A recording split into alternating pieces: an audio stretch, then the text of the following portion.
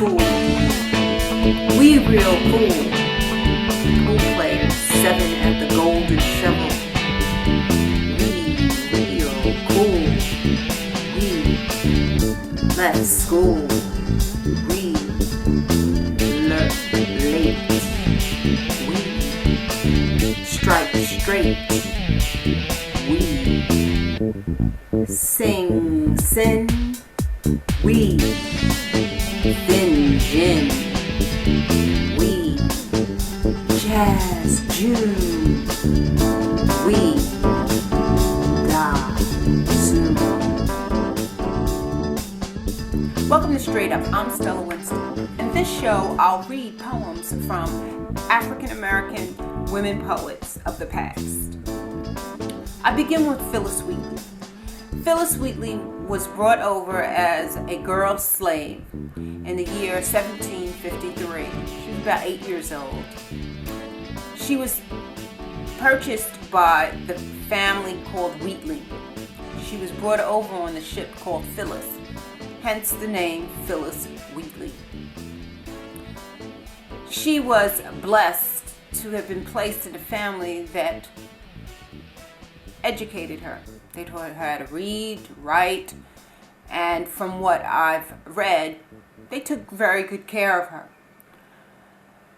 Well, she wrote poetry, and she had several of her poems published, but there was a debate at that time, of course, that the Africans were a different species, less human, not of the same intellect as the white man. Well, a tribunal was formed in Massachusetts, the state where she lived, to determine whether or not she was legitimate or not. Well, she went before this tribunal of 18 white men and performed for them and wrote for them to convince them that she indeed was capable of such higher thought and production. And they actually wrote a document, signed it, and said, yes, Phillis Wheatley, the slave, was capable of this. So she is known as the mother of African American poetry. The poem that I'm about to read is the poem that many African Americans dislike about her because to them it expressed such self-hatred. The name of the poem is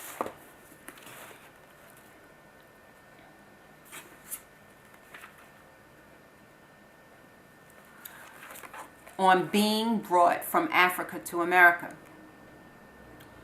Now I'm going to read this. It's my prerogative how it should be read. And I'm going to read this as if it was written ironically, like satirically, like opposite of what you hear. On being brought from Africa to America, 'twas mercy brought me from my pagan land, taught my benighted soul to understand that there's a God, that there's a Savior too. Once I redemption neither sought nor knew. Some view our sable race with scornful eye. Their color is a diabolical dye. Remember, Christians, Negroes, black as Cain, may be refined and join the angelic train.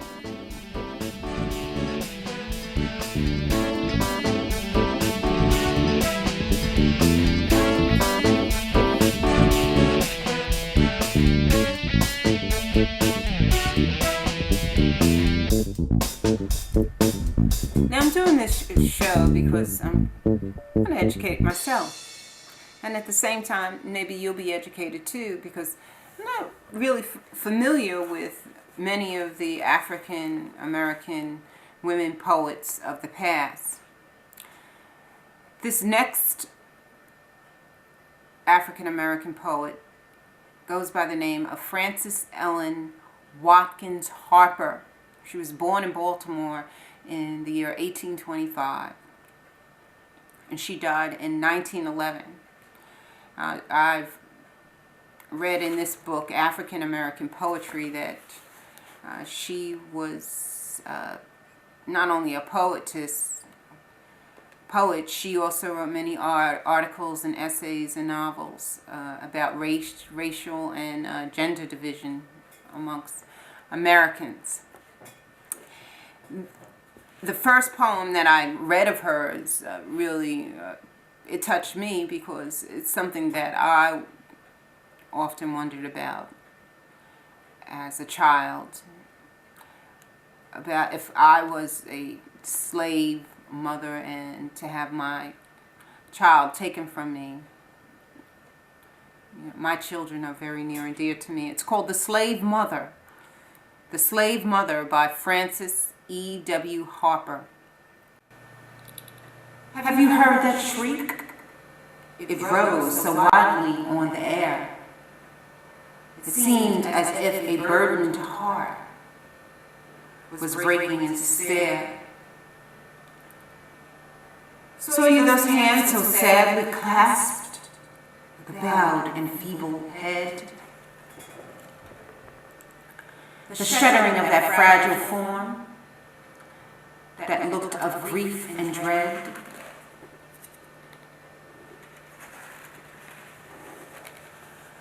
Saw you the sad, imploring eye, its ever glance was pain, as if a storm of agony were sweeping through the brain. She is a mother pale with fear. A boy clings on her side, and in her girdle vainly tries his trembling form to hide. He is not hers, although she bore for him a mother's pains. He's not hers, although her blood is coursing through his veins. He is not hers, for cruel hands may rudely tear apart the only wreath of household love that binds her breaking heart. His love has been a joyous light that over her pathway smiled, a fountain gushing ever new amid life's desert wild. His lightest word has been a tone of music round her heart. Their lives a streamlet blent in one. Oh, Father, must they part? They tear him from her circling arms, her last and fond embrace. Oh, never more may her sad eyes gaze upon his mournful face. No marvel, then, these bitter shrieks disturb the listening air. She is a mother, and her heart is breaking in despair.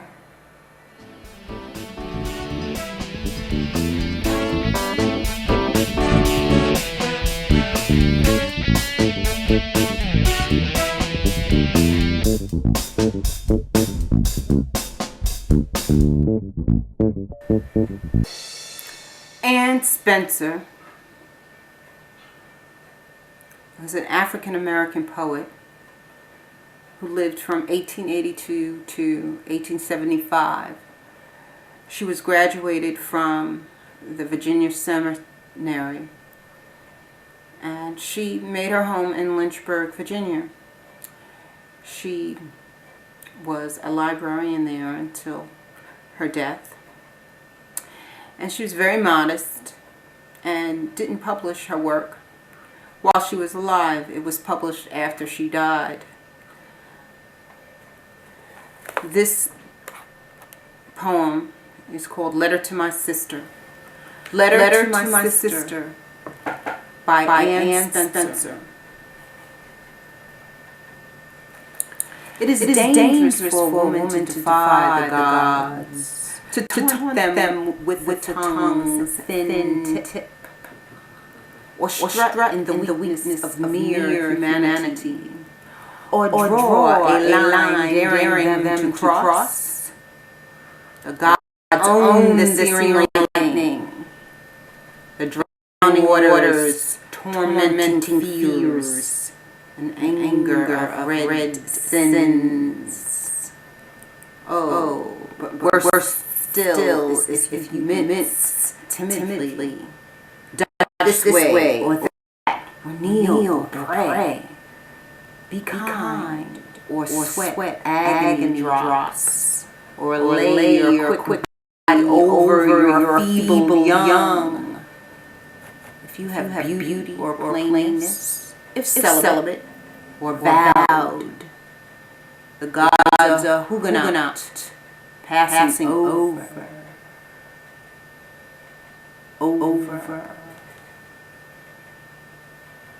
This you may not do. Lock your heart, then quietly, and least they peer within. Light no lamp when dark comes down.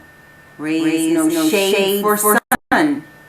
Breathless must be your breath come through. If you die and dare deny, the gods their godlike fun.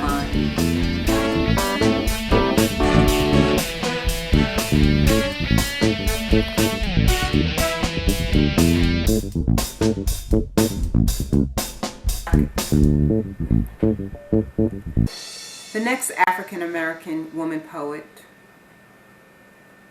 I'll read from is Audre Lorde. She was born in 1934 and died in 1992.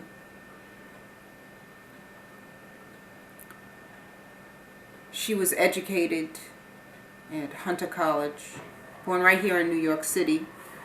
She continued on to Columbia University and earning her master's degree in library science. She then went on to Tougaloo College in Mississippi. She published several volumes of poetry, including From a Land Where the People Live, and she was a nominee for the National Book Award a book called Coal, and several others. The poem I'll read to you is called Revolution is One Form of Social Change. Revolution is One Form of Social Change by Audre Lorde. Revolution is one form of social change. Revolution.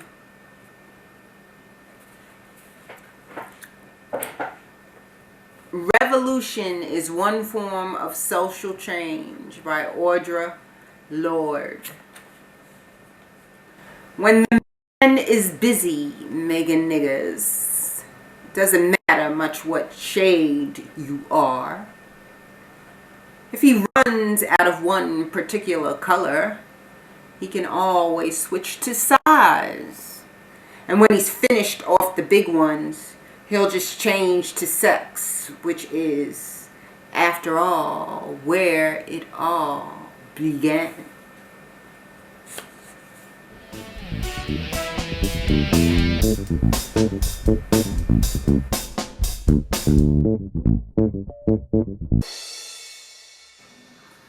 I've been reading poems from African American women poets of the past.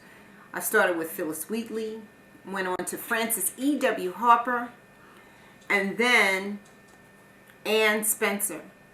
I continue with Georgia Douglas Johnson. Georgia Douglas Johnson lived from 1886 to 1966. She published 4 volumes of poetry. The Heart of a Woman and Other Poems, Bronze, a book of poems, An Autumn Love Cycle, and Share My World. She was educated at Atlanta University and Oberlin Conservatory. She lived in Washington, D.C. with her husband. The poem is called I Want to Die While You Love Me. I want to die while you love me, while yet you hold me fair, while laughter lies upon my lips and lights are in my hair. I want to die while you love me and bear to that still bed your kisses, turbulent, unspent, to warm me when I'm dead. I want to die while you love me. Oh, who would care to live till love has nothing more to ask and nothing more to give? I want to die while you love me and never, never see the glory of this perfect day grow dim or cease to be.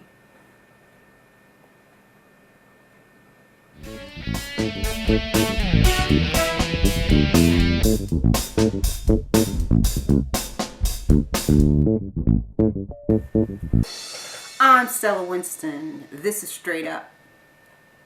I'm reading poetry from African American poets of the past, African American poets that were women.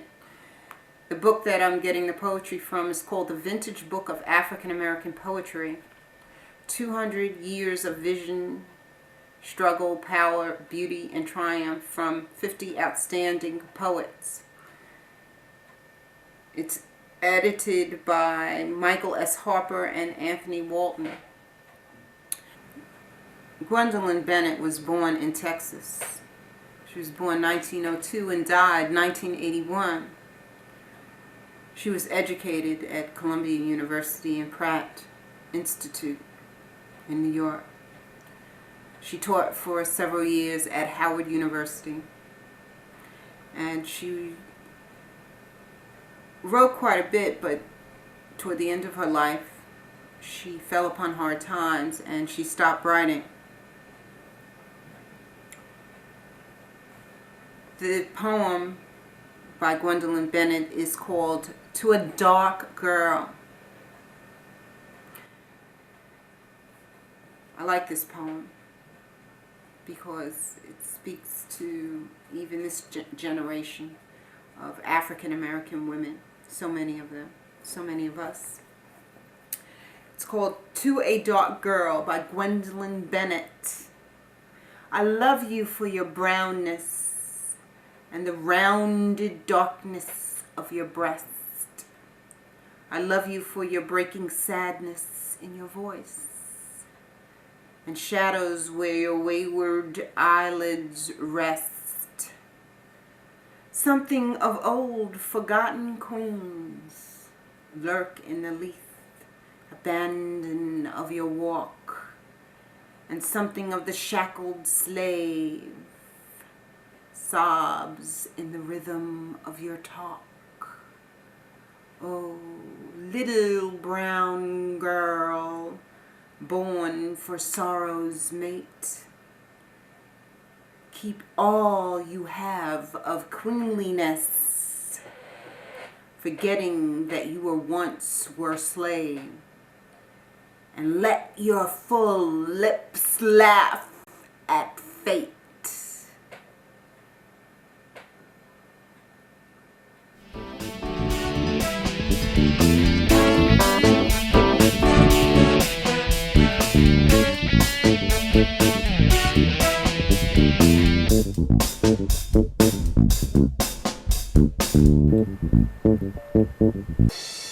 I enjoyed the poetry of Gwendolyn Brooks.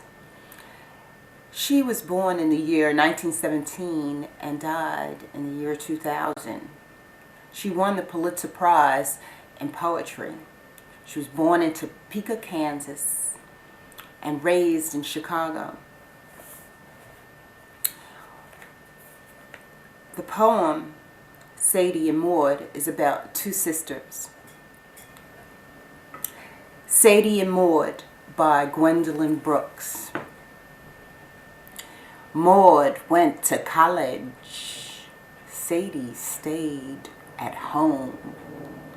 Sadie scraped life with a fine-tooth comb. She didn't leave a tangle in. Her comb found every strand. Sadie was one of the livingest chits in all the land. Sadie bore two babies under her maiden name. Maud and Ma and Papa nearly died of shame. Everyone but Sadie nearly died of shame. When Sadie said her last so long, her girl struck out from home. Sadie had left as heritage her fine-tooth comb. Maud, who went to college, is a thin brown mouse. She is living all alone in this old house.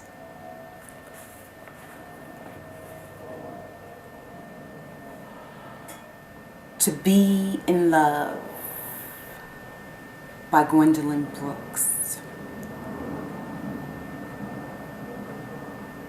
To be in love is to touch things with a lighter hand. In yourself you stretch, you are well. You look at things through his eyes. A cardinal is red. A sky is blue. Suddenly you know he knows too. He is not there, but you know you are tasting together the winter or light spring weather. His hand to take your hand is overmuch, too much to bear. You cannot look in his eyes because your pulse must not say what must not be said. When he shuts a door, is not there, your arms are water, and you are free with a ghastly freedom. You are the beautiful half of a golden hurt. You remember and covet his mouth, to touch, to whisper on, and oh, when to declare is certain death. Oh, when to apprise is to mesmerize. To see fall down the column of gold into the commonest ash.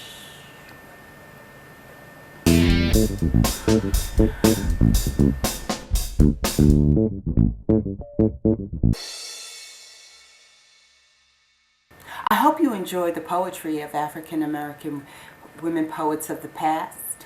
I end with Qwendolyn Brooks, We Real Cool.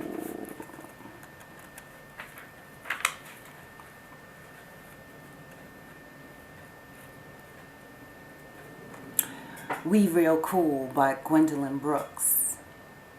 The pool players, 7 at the golden shovel. We real cool. We left school.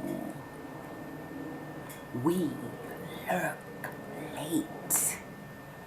We strike straight. We sing sin. We thin gin. We jazz June. We die soon.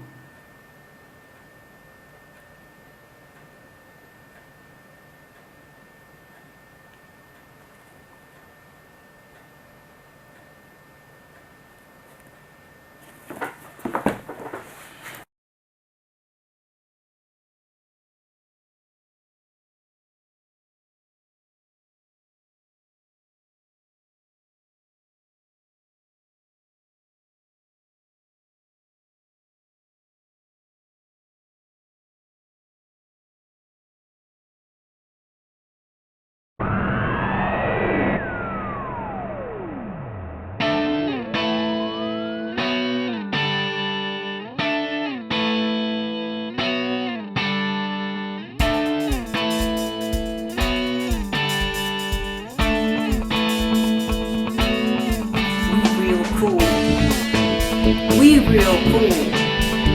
Pool players, 7 at the Golden Shovel. We real cool. We left school. We left late. We strike straight.